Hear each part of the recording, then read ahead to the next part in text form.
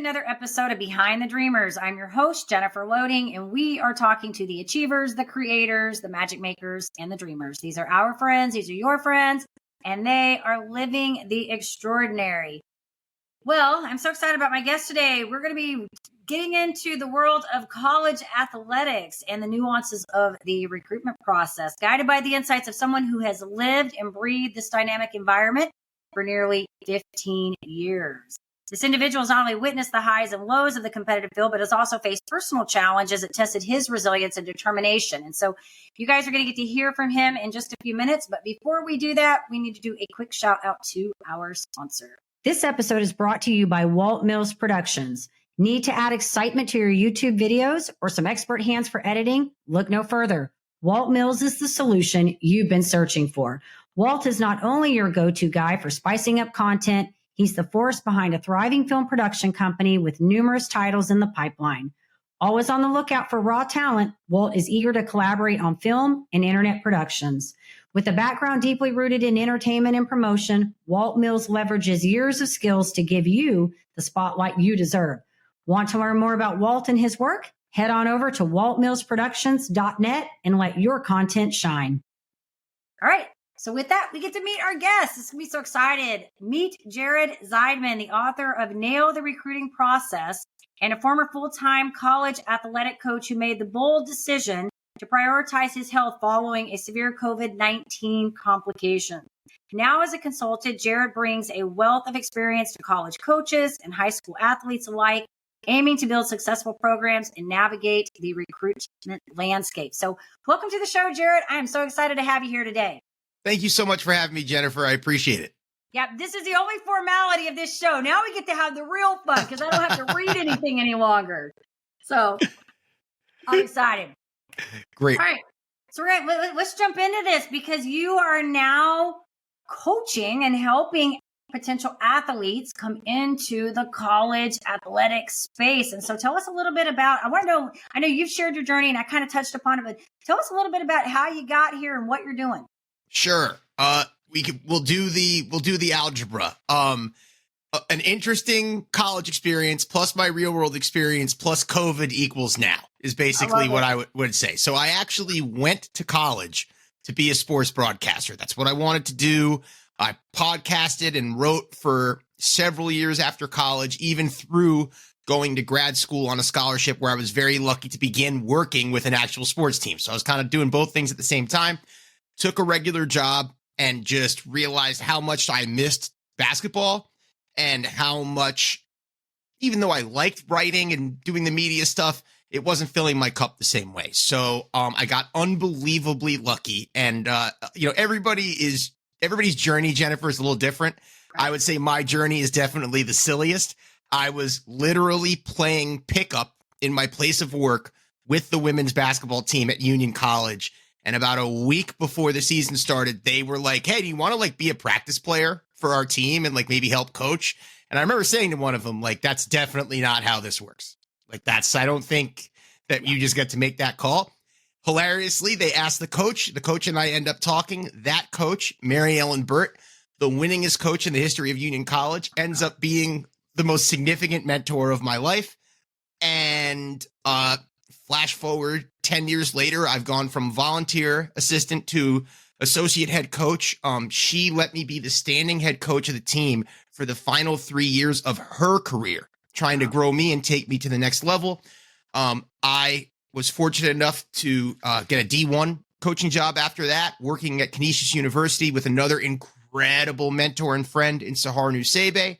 So I got this coaching thing really figured out, and the common thread every step of the way for me, Jennifer, was recruiting. I'm a big relationship person. I wanted people to know that there's more to me than basketball. And I wanted them to know that even on their worst day as a basketball player, there was more to them. And that really helped me bond with a lot of people in this field. So 2022, I get COVID. I end up becoming one of those quote unquote long haulers. It was a shocking thing to take place for me in the moment. But the community of basketball coaches had my back. So now all of a sudden, these things I used to do come back. I'm part-time broadcasting games for ESPN3 and ESPN Plus, thanks to an incredible friend, Matt. I am still helping Canisius out and watching and, have my relationship with them and with Sahara and the rest of the staff. And then I have this opportunity to follow the thing I'm most passionate about, which is recruiting and addressing some big disconnects in the process and trying to get better information out there. So would I like to return to coaching? Yes. Hopefully there will be another part of the equation added down the line. But for now, I find what I'm doing to be super fulfilling, and I'm sure we'll talk about more of it. Yeah, absolutely. Well, and first of all, I will say you are definitely great behind the microphone. It's so, I feel like all the, I had several episodes yesterday where I think two of them went to school and thought they were going to be journalists. That's what they were. They wanted to be in journalism, did that. And then they were like, there's no money in that. And they realized they didn't want to do it. But I always love my people who have done some kind of journalism because they're very good behind the microphone. They're like really good. So right. I do want to tell y'all, I really appreciate that. And it has definitely paid dividends as I've made this turn. Yeah. So fun. So fun. Yeah. And I think it's interesting, like how you talked about you were doing this and then you kind of moved into the coaching and they kind of went back to the broadcasting again. And here you are doing the recruitment. They all sort of overlap really with your personality and your strengths, I think. And I think that's what's really nice about when you look at people's journeys, even though they sort of, I say they're never linear really, but if you start to connect the dots, you see where it's like a Venn diagram sort of, you start seeing where everything overlaps, right? Like something you did here overlaps with what you're doing now. And then something here comes over to here. And so I think the common thread when you look at all of these things for you has probably been your ability to communicate and build relationships. There's some thread between those different things. And I think you nailed it. And again, you sort of can't control these things as they're happening in real time, but in hindsight, boy, am I fortunate that those were two things that I was really passionate about. That, if there's another coach that I know that's making a big run, I'm always checking in with them and calling them and encouraging them and cheering them on. And you get older and you realize not everyone keeps connections like that. And I was very, I can tell you, based exactly on what you just said, Jennifer, the most humbling part of my life, honestly, was last April, 2023, I publicly announced that I was going to step away indefinitely from coaching just to figure out what was going on with me medically and listen to my doctors. And I didn't really have a timeline. I was so blown away by the responses that I got. And, I never checked in on other people and cared for other people as a quid pro quo. There was never intention. I just was excited for them. Right. And to know that this many people had my back and wanted to help out, it made me really grateful, to your point, for that Venn diagram, that every single experience I had, they were all actually a part of me and things that no one else actually forgot. And that is so, so important for any young person listening. You are your experiences and you wear them with you, even after that initial experience is long gone. Yeah, no. And you know what? I think relationships are so important. And I think the younger you understand that, the better, because no matter what you do, I tell my kids all the time, you don't want to burn bridges because relationships are important. And sometimes those people, you circle back around and you run into those people in another endeavor, or there's a reason they come back into your life. You never know. And so I think you really hit on something really good there. And I lost it because we got that internet glitch and I went, what happened? It's all good. It's all good. But no, I think it's great. And I think that, you found your talent and you found your strengths and your gifts and you're capitalizing on that, which is really good. And so I think that's an awesome thing.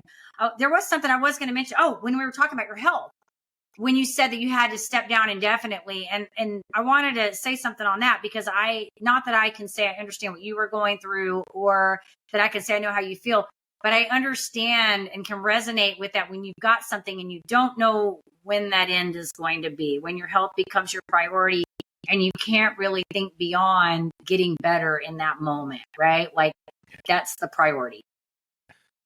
Yeah. And, I know we talked a little bit a couple weeks back, and I think something we have in common is even if our feelings and our emotions weren't exactly the same, there's an experience that unites us. And I'm learning there's an experience that sort of unites me with a lot of people in this space, which is something happens that you have absolutely zero control over. But that thing that you have no control over also impacts the things that you do have control over. Right. Yeah. And you have to make this mental shift because, you kind of get taught by people with the best intentions to control the things you can control. And now all of a sudden you're kind of sitting back and, oh, wait a minute, I can't really control anything right now. What do we do? Right. Yeah. And I can tell you, for me, being a coach, Jennifer, helped me. I'll give you an example. There's a young lady who I think is extremely talented that had an injury that took her away from the team for a season while she had to recover from the injury. And I think over the course of this year, she learned how much actual value she added to the team aside from her actual play, because her energy is so important. The love she gives her teammates is so important. Her talk is so important. And I think I was able to harness a lot of the coaching conversations I've had with younger people and say, hey, remember, there's you as a person before you're a basketball player, before you're an athlete, before you're a worker. There's you. The things that make you are what make you good at these other things. And I'm just fortunate that my experience led me to be able to kind of coach myself like that. Yeah. And I think, I was talking to somebody yesterday that was an athlete as well. And I always love talking to my athletes and people that are in that space, because there's so many parallels. And we were really talking about learning to fail. And I think that sometimes we associate when we have setbacks like that as sort of being kind of a failure in a way, because it's something that happens that impairs our ability to do the things that are important to us, right? But they're not really. Some of these things are out of our control. And I think sometimes failing is too, and I think these are good skills that we learn that we can carry over. And the more that we go through these things, I think the tougher you get and the more equipped you get to do the next thing, But I will tell you, with sickness, I always say this, I don't know about you, but for me, when I'm going through it, I fear not getting better. And I think, oh my gosh, is this what it's like when you get older? Because you just give up, you get tired of being sick and you're just like, am I ever going to get better? When you're in that forever, that's what sometimes I think goes through your mind. But I think it does teach you some great resilience. And I think, like you said, having your coaching background, it allows you to get through these things a little quicker and with more finesse, I guess is the word I'm looking for. Right. And Jennifer, you actually just made a really important point that I think is important to not sugarcoat. Anyone that's listening should not assume, even for a moment, that there aren't really dark nights and really pervasive thoughts, especially when you're in, your hardest times. Mm-hmm. And I think what I would say is I'm so grateful for the life experiences that I've had and the support network that I've cultivated that helped me through those moments. And, to have something that is, especially, in my space, starting to catch some traction with the project that I'm working on right now, being able to have something to look forward to your point, Jennifer, when you really don't know, what is tomorrow going to look like for me physically? Right. Having some other things to look forward to can really fill your cup. Yeah, I agree with you on that. I do. And it's great to have, I think, like you've said over and over, the connections, because I do think it helps you get through, we're social creatures and we're meant to have connections. And when you're isolating, and especially if you're going through a crisis, all the years I was in Mary Kay, we used to talk about, when we would hold weekly meetings, and it was a typical thing. When they had a lot to cheer about, they showed up, but when they weren't doing so well in their business, they wouldn't show up. And that was the time we told them they needed to be there, right? Because they needed other people to lift them up. And when they were doing great, they needed to be there for other people to lift those people up. But they would hide, when they weren't doing as well. And we would always say that, when you have a problem, you have a problem. But if you don't have any support, then you got even a bigger problem now, because you're out on your own trying to deal with the problem, So I'll tell you something very interesting, because you just shared an example that really resonates with me a lot. That to me is a habit that I actually see in a lot of young people. And I'm so happy to hear you correcting them in that space, because that is something we're constantly working on with young people. I'll give you a very easy example that any listener could understand. Let's just say you're a basketball player and you miss a wide open shot. I know a lot of people that because they missed that first wide open shot, they would catch the ball and be open again and be very, very reluctant to shoot it. And if you do not have teammates that say to you, hey, I trust you to make that shot. And for example, I heard in a timeout this season, I actually dapped this young lady up for her leadership. She said, the worst thing that happens if you miss is I get the rebound. That's the worst thing that happens. So you shoot that ball. And then to be able to go back into the game with that mindset of, okay, it's okay, because I have my support system here. You're so right about that give and take, Jennifer. And again, once you've experienced that as a person, like once somebody had your back, then you're compelled to do that for the next person and pay it forward.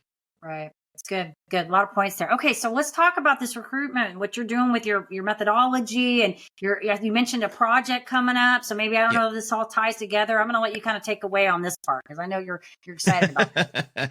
Sure. So you know what? Because of your background, there's one part of this that you can really relate to, which is the sales component and how to sort of develop a business. So when I first started, I literally just got asked to guide a couple of high school students through the process. And I was getting very common and consistent questions. And I sort of felt like I knew how to answer them. But as I looked at the resources that existed for this, it was book after book or website after website of, like, I hate saying it this way, but you'll get exactly what I mean. Middle-aged white guy in a sport coat holding the basketball pointing at you is the cover of the book. Okay. And my immediate takeaway upon doing the research was, if I do anything like this, it can't just be my opinion. So what I instead did was I kind of carefully crafted a survey around the pain points that these initial recruits asked me about. Then I talked to a couple of my former athletes and was just like, hey, what are some other things you think I should check for based on parts of your process? And it ended up being a very encompassing thing. I think there was around 25 like kind of scale questions for coaches to fill out. And then I also gave coaches an opportunity to interview. I interviewed a bunch of coaches and then a bunch more players. And a lot of these interviews are ongoing because things move and shake consistently.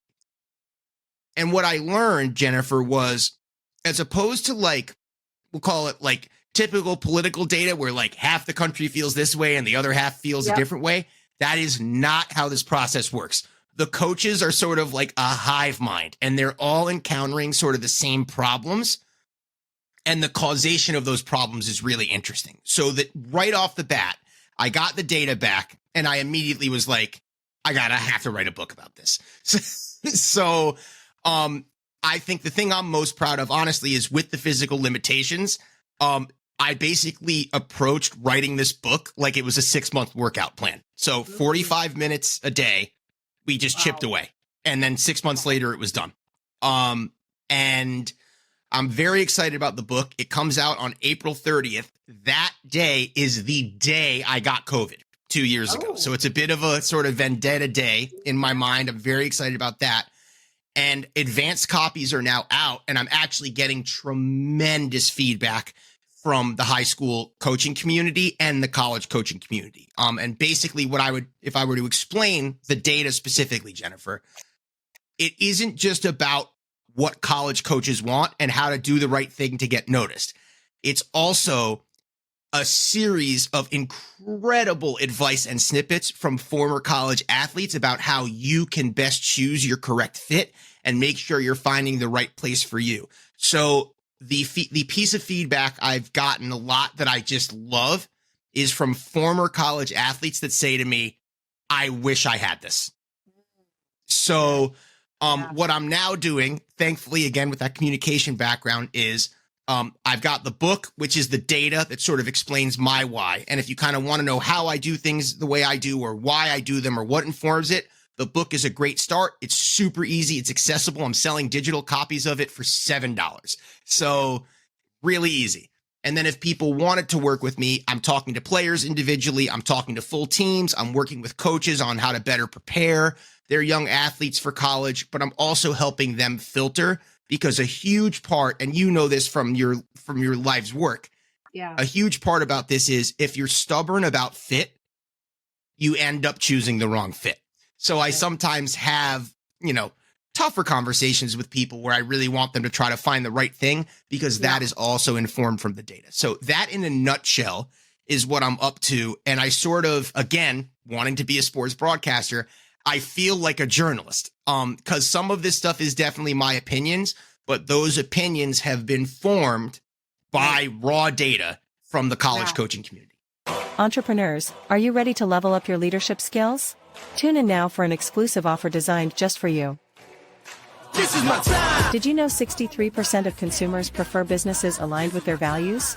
Recognizing your core values isn't just vital for business growth, it's the bedrock of effective leadership.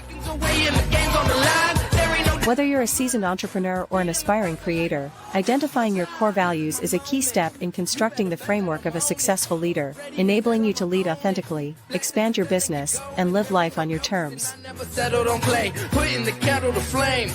I go 100 all day, foot on the pedal, no brakes. 10, 9, paid on my dues, waited in line, 8, 7. Are you ready to access tools to kickstart your leadership journey?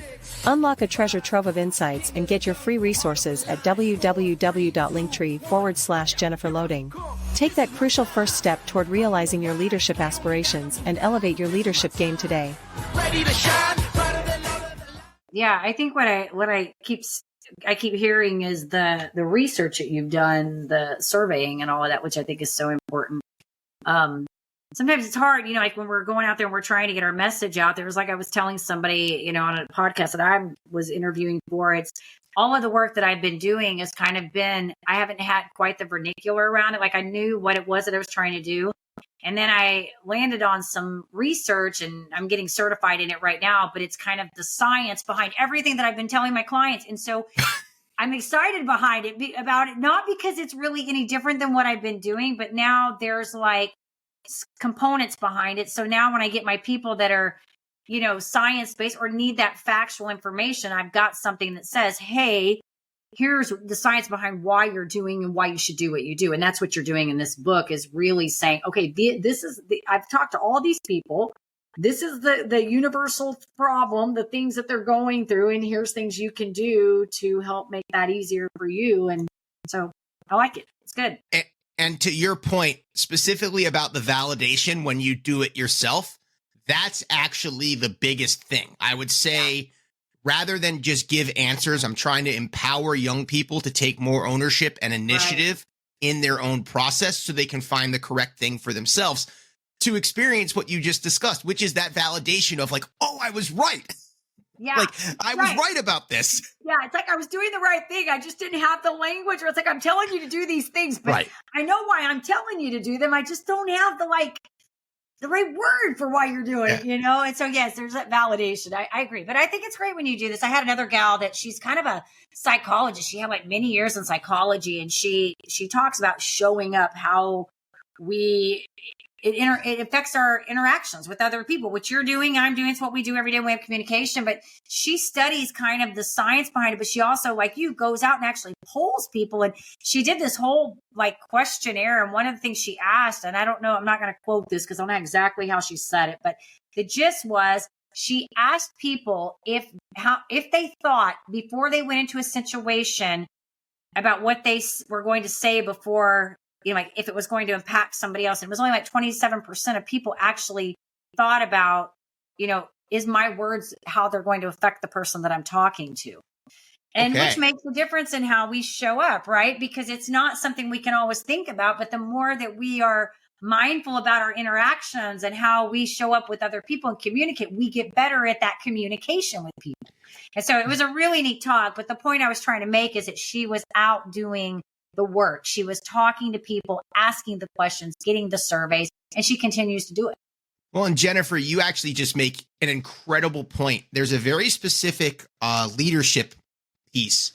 There's a phrase used by a lot of executives that especially are managing people under them. And that phrase is intent versus impact. And a lot of times in our world, things move fast and we do things with the best of intentions, but we don't actually realize how they land until we've done them and we see the impact that we've made. And I think for young people, especially to your point about, hey, are you thinking about what you say? Do you have an intentional plan here or are we just winging it? Yeah.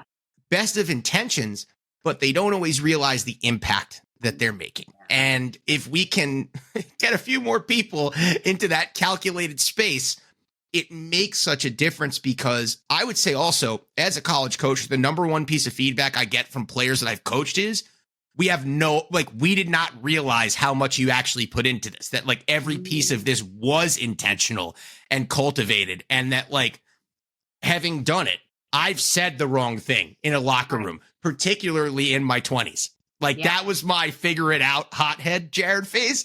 And like, now that I know what it looks like to shut someone down because you said the wrong thing, you have to start calculating intention versus impact, or else you're never going to consistently make the right impact. So that's a really, really good call, Jennifer. Yeah, that's good. It's good too. Thanks for Jared for sharing that. Yeah. Cause when it takes practice with that. It takes a long time to be good at that. I tell you, I would probably say I was not good at that either when I was young. I sometimes still have to watch what I say, because you don't realize the things you say sometimes and how they impact others. So a question I want to ask you personally, because you've had to go through adversity and now you're doing well. It seems like you're enjoying what you're doing. You're making a difference, and who knows, maybe you'll get back to coaching. We hope, right? It'd be bring it all back full circle for you.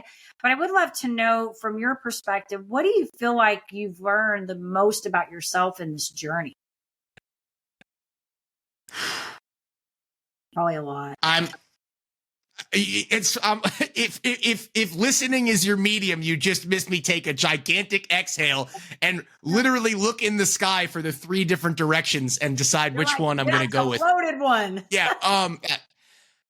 I think I'm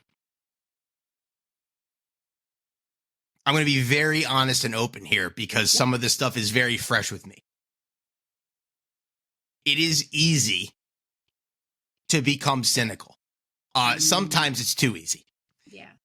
And I think the biggest thing that I've learned through this process is whatever you are looking for, you will eventually find it. If you wake up in the morning and your mindset is that you are in the dumps and the system is broken and no one is there to support you, all of those things, by the way, may be true. But if that is your attitude, you're going to go through your day and you're only going to encounter those things that validate your outlook. Right. And then you're going to go to bed that night furious at the world, and you sort of kind of have this feedback loop. And I'll be the first person to tell you, Jennifer, I told the team I was stepping away, and then there was 2 weeks where I was like that. Like, there's no doubt in my mind. Yeah. I was like that for 2 weeks after that. Like seeing young adult women cry because I had to leave. Like, it put me in a very tough headspace, even though obviously everyone cared for me and wanted what was best for me, as did I. Here's the flip. I started having these very small experiences, and I'm so thankful that I had the courage to try them. I called a really reputable consultant in California and said, if you were me, what would you do? I took the chance on just trying things that I had never tried before. And all of a sudden, my mindset started to shift to, hey, I think if I try something different, I can utilize some of my same skills, and maybe I'll just find some things that work for me. And in what it felt like, honestly, lightning speed, Jennifer, people in the community, like you had mentioned before, kind of coming full circle, from my past, offering me part-time assignments to help me offset disability costs. People in college basketball programs asking me for my input as a consultant. And then, I mean, I had been coaching for so long, I was thrilled I still knew how to read and write. And now I have a book. And, it all had to do with what my honest energy was like in the morning. Yeah. And if you don't mind me sharing this, because this is your platform, and I thank you for having me on it, but if you don't mind me sharing it, it's really hard out there for a lot of people going through illness. And I certainly don't want to other or compare the long COVID or COVID, autoimmune response community with other people, because that's not the point. But what I will say is, please use me as an example, because I'm still not better. I have 4 hours a day that I can work. I want my life to be drastically different than it is. But thanks to the help of the people around me, I have been able to kind of wake up every morning and seek out the positive things that have affirmed the great parts of the last 2 years for me. And because I find those things every day, I'm very excited about waking up and tackling the next day. Oh, that's good. I love it. Oh my gosh. So much there. We're going to sum it all up though when I hear that, because it's really how you're looking at things, you know, when you get up every day. And I say that too. I tell people, you know, you made a good point that really, however we see things, we're going to seek things. I say it's confirmation bias, really, is what we're looking for. If we're going to fail, we're going to look for ways to fail. If we think we're going to succeed, we're going to look for ways to succeed. And I think when you're in the depths of that, you know, in that whatever challenging time you're in, it is very easy to get into that mind space. And we've kind of covered that already, really, to get into that. Is this all that there is? Is it going to be better? But at some point, yeah, you have to look at your situation. And I think sometimes too, we fear because we're not the way we were, right? Like we're not able to do the things that we were able to do before. And we have kind of a new normal for ourselves. And I had a gal on a while back. She was a traumatic brain injury gal, wrote a book about it. And she was talking about that, accepting whatever the new normal is for yourself, because there's a little bit of freeness that comes with that. So when you talk about you have 4 hours to work, and I get that, because that's kind of been my life for a while. It's like I was talking about these podcasts. Yesterday I did 4 in a row. And that's a first in a long time. I can't imagine how exhausting that must have been for you. I can't sit in the chair for that long, because I would be like not feeling good and I'm squirming and I can't, you know, and I need to go get a drink. I feel like my chest is hurting, and, you know, and so, yes, it's easy to be, like you said, to get in those spaces. But I think you kind of hit the nail on the head when you started talking about the way you're looking at things. And at some point you have to accept that here's what I'm going through right now. How do I make the best of that situation and use the strengths and the gifts that I have to do the things that I want to do, so that you can still do those things. And I think you find fulfillment in that when you put your energy into something that brings life to you. And you don't realize this is this really powerful thing about human connection. You don't realize that as you do these things for yourself in complete darkness without talking to anybody else about it, everyone else can tell. Right. You have no idea. And so, like, just something as silly as somebody seeing me and being like, wow, you look a lot better today. And I'd be like, oh.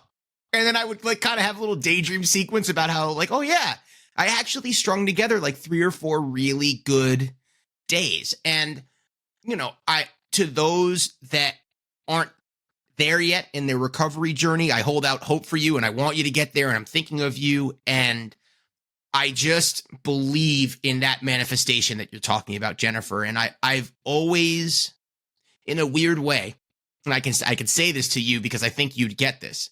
Yeah. It's the thing that's actually motivating me the most to ultimately return to coaching, because now that I've had this experience, I think I could do the job 10 times better. You would. You'll have more empathy. Yep. You'll have and more compassion. I think it does. Things like that's change you. You know, I always say, I was telling someone the other day, just, you know, relationship building, you know, in the 22 years I was in Mary Kay, I mean, anytime you're working with women, you're having to build relationships. That was never really my strength. It wasn't an area that I was really good with. And people, I'm like, you have a problem, just keep it to yourself. I don't want to know about it. We all have it. But I think one of the things that I tell people all the time is that I have gotten much more relational with people. A lot of it's come through the podcasting because I've interviewed so many people. But it's so interesting. I find myself in a very different place where I tend to have more compassion for people, or I tend to relate to people better. I tend to ask more questions about people without assuming situations about people. I try because I want to get to know them, and because I feel like we don't know what somebody's ever walking through without asking questions. And when we assume things about people, we make judgments. And so this is a good lesson on many fronts. Oh my God. Fronts, right? Right. Well, and Jennifer, you and I are especially good examples of this, where if an unassuming person would hear the way we're talking or look at us and be like, oh, they're doing great. Yeah. And, to be able to walk into a room and carry that additional mental space where, let me ask, because we never really know. It is such an important skill that I wish I understood more concretely at an earlier chapter of my life. Well, that's what I say. I think we're ready to receive. They always say the teacher shows up. What is it? Teacher arrives when we're ready to receive kind of thing. I think we're all meant to learn things on the journey that we're meant, wherever that is. But I think it's a wisdom thing. I think it's all good. So this has been great, Jared. I appreciate all your wisdom on this and you sharing your story and being authentic and real, because I think that's what this show is about. I love to talk about the successes and the wins, but I believe behind every success, there's mud, there's dirt, grit, there's something. Everybody has a story. And I think everybody's story, the pain of the story that people go through is relative to them. It may be physical, maybe mental. I think it's almost always mental, but there's always some element of adversity that propels us into that next phase. And I think that you're a better human being for what you have had to go through. It's going to give you greater skills. And like I said, compassion, empathy. If you go back on that court and work with those girls again, or wherever you end up, you're going to be way better than, even if you were great then, you're going to be way better then. So it's all good. Right. It's all good. One last question I want to ask you before we wrap. Actually, I got two more, but these are pretty easy. You said so many great things. I don't even know if we need to ask this, but any maybe like final words you want to give a college student, right? Or maybe a high school student right now, getting ready to, because we're coming at the end. I know most of these, they start. I had a kid there was a cross country track, and I know they start recruiting before they even get close to graduation, but maybe somebody right now that's getting into that space and is looking at colleges and they want to play sports. Yes. DIY as much as possible. And here is why. And this is really, really important. Right now, college recruiting is at a crossroads. And coincidentally, we talked about intent versus impact before. There have been a lot of recent rule changes at the collegiate level about how college athletes can now transfer the same way that their non-athletic peers can. So I want you to get used to doing things yourself and kind of getting in that mud a little bit. If you reach out to a coach and you kind of botch the email, you learn from it. And that's okay. And you don't have to internalize that. The botched email isn't you. We all make mistakes. Right. But the more you do it yourself and the more you take ownership of it, the more resilient you become. And right now, college coaches are looking for resilient people. And to motivate you, here is an incredible piece of data from the book. I asked 50 college coaches, what is the lowest level of talent you'd be able to take on your team if you knew the kid you were having was going to be a captain? Like just a resilient, high attitude kid that was comfortable with the DIY parts of everything. Not only was the average response a 5 out of 10 talent, and this is from scholarship level coaches too. Not only was it a 5 out of 10, which should be mind blowing enough. Yeah. I spoke to more than 20 coaches that have been to the NCAA tournament and won a conference to get there. So like the most successful coaches in their regions, and their average response was a 4.5 out of 10. I do not think young people realize how much soft skills are valued in this process. Resilience, engagement, self-awareness. To your point, Jennifer, the ability to walk in that room and just shine and raise the attitudes of others around you. It is incredibly sought after, and you build those skills by doing this process yourself. So that would be my big one. Very good. I love it. Yes. There's not really a way to teach soft skills, is there? It's almost like I had a guy come on that talked about that. He was working, I think he was teaching like Spanish people or something. I can't remember what he was doing, some Spanish classes, and he wrote a book on soft skills. And you never really realize what they are till you learn kind of what they are. And you don't learn them by being taught them. You just learn them by going through the process of doing things. And then you realize, oh, that was a leadership skill, or that was a communication that falls under. I mean, yeah. So good stuff. 100% experiential learning. 100%. I think everything's like that. Is it not? Yeah. Do it yourself. Learn. This is how you learn. It's like when I was in Mary Kay, we used to talk about do your taxes so you know how to do your taxes. Do the calls so you know how to do the calls. All the pieces, you got to do them so you understand them. And then you can delegate them once you learn them. You can't really delegate call skills, though. You need to learn those. Good stuff. All right, Jared. So if our audience wants to get in touch with you, maybe there's a parent out there right now that's got a student doing it themselves. They want to find you and they want to get this book that's coming out, or maybe they want to learn more about you. Maybe they want to work with you. Where do we want to send them? 2 easy places you can find me. I'm on most social media at Jared the Coach, all one word. And then the book and my website are the same name. So nailtherecruitingprocess.com. The book is Nail the Recruiting Process. You can pre-order it now. It's out April 30th. And based on the feedback, I am like over the moon excited by the potential impact this project is going to have. Very good. Well, congratulations to you, Jared. You're doing good work, and I hope you continue to get better. I know it's a process, so hopefully you'll keep improving and get to where you're feeling good, and maybe get back on the basketball court again. Thank you so much for having me, Jennifer. I appreciate you. Absolutely. And of course, listeners, we appreciate you. Thank you for tuning in wherever you are tuning in from. And if you enjoy the show, head on over to Apple. You can give us a review there. Hit the subscribe button on YouTube. And as I always say, in order to live the extraordinary, you must start. And every start begins with a decision. You guys take care. Be safe. Be kind to one another. We will see you next time.